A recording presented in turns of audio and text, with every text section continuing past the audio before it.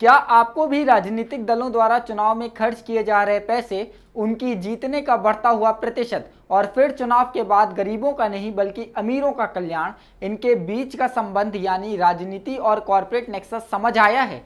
कैसे एक राजनीतिक दल जिसके पास सबसे अधिक पैसा है, चुनाव जीतना उस दल के लिए काफ़ी आसान हो जाता है? क्या आप कभी इस बात को समझ पाए हैं? हम समझाते हैं, विस्तार से समझेंगे।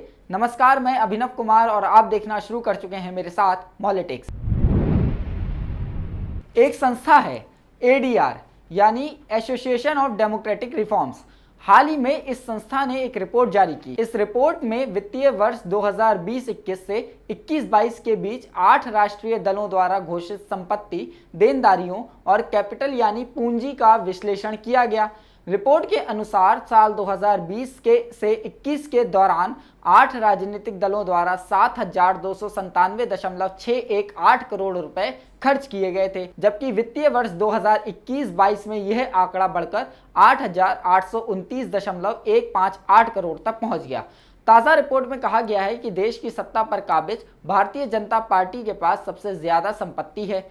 पिछले साल के मुकाबले इस वर्ष इसकी संपत्ति में 21.17% की वृद्धि हुई है। दूसरे नंबर पर कांग्रेस है, जिसकी पिछले वित्त वर्ष के मुकाबले इस वर्ष संपत्ति में 16.58% का इजाफा हुआ है।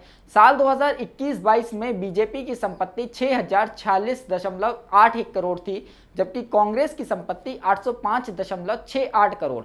देश की दो सबसे बड़ी राजनीतिक दलों की संपत्ति में 5,241.13 करोड़ का अंतर है। हमारा सवाल है कि जब एक पार्टी के पास सारा का सारा पैसा इकट्ठा हो जाएगा तो क्या इससे विपक्ष कमजोर नहीं होगा? दो वित्तीय वर्षों के आंकड़ों के बीच के अंतर से आप समझ सकते हैं कि किस तरह से पैसों के दम पर इस देश में चुनाव जीते जाते हैं और विपक्ष को कमजोर किया जाता है। साल 2019 में हुए लोकसभा चुनाव के बाद आई एक रिपोर्ट के अनुसार 2019 के लोकसभा चुनाव में भाजपा ने 1264 रुपए खर्च किए थे, जबकि इसी चुनाव में कांग्रेस ने 820 करोड़ रुपए। आखिर ये पैसा आता कहां से है? तो इसका जवाब भी साफ है। हर चुनाव में कॉरपोरेट और बड़े व्यापारी राजनीतिक दलों में पैसा लगाते हैं। अब यह दान धर्म की बात तो है नहीं। कॉरपोरेट पैसा लगाता है तो जाहिर है कि वो मुनाफा भी चाहेगा। मुनाफा कैसे मिलता है? जब ये राजनीतिक दल चुनाव जीत जाते हैं तो इंडस्ट्रियल पॉलिसी इस तरह से बनाई जाती है कि सबसे ज्यादा फायदा कॉरपोरेट को हो, उन उद्योगपतियों को हो जिन्होंने इसमें पैसा लगाया है। अब जब सारी नीतियां अमीरों को ध्यान में रखकर बनाई जाएंगी तो फायदा भी अमीरों का ही होगा। जाहिर सी बात है। भारत में अमीरों और गरीबों के बीच बढ़ती खाई का एक बड़ा कारण यह भी है। ऑक्सफैम के ताज़ा आंकड़े बतलाते हैं कि देश की 1% आबादी का देश की 40% संपत्ति पर अधिकार है, जबकि देश की 50% से ज़्यादा जनता बहुत कम संसाधनों में आज भी गुजारा करने को मजबूर है। अमीरी और गरीबी के बीच की बढ़ती दूरी का इससे बड़ा सबूत क्या होगा? पार्टियों के खर्च में स्टार प्रचारकों और अन्य नेताओं के दौरों, रैलियों और विज्ञापनों समेत अन्य प्रचार सामग्री पर होने वाला खर्च जुड़ता है।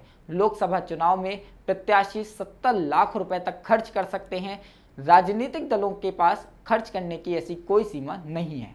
चुनाव में धनबल, बाहुबल रोकने और उम्मीदवारों को मुकाबले का समान धरातल मुहैया कराने की लंबे समय से बातचीत हो रही है। चुनाव सुधार का मुद्दा दशकों से केंद्र के पास ऐसे ही लंबित पड़ा है। आयोग ने भी कई बार इस बात पर जोर दिया है कि चुनाव सुधार प्रशासनिक सुधारों का मुख्य हिस्सा होना चाहिए। चुनावी फंडिंग के लिए मोदी सरकार द्वारा लाई गई चुनाव बॉन्ड योजना भी RTI के दायरे में ना होने के कारण शक के दायरे में है। राजनीति का अपराधीकरण रोकने पर भी सुप्रीम कोर्ट ने कई बार चुनाव आयोग से सुझाव मांगे, लेकिन पैसों के दम पर देश में अभी भी चुनाव जीते जाते हैं, ये हकीकत है। आप इस पर क्या सोचते हैं? कमेंट बॉक्स में अपनी राय हमें ज़रूर बताएं। ये वीडियो आपको ज़रूरी लगे तो शेयर करें और हमारे चैनल को सब्सक्राइब भी कर लें। नमस्कार।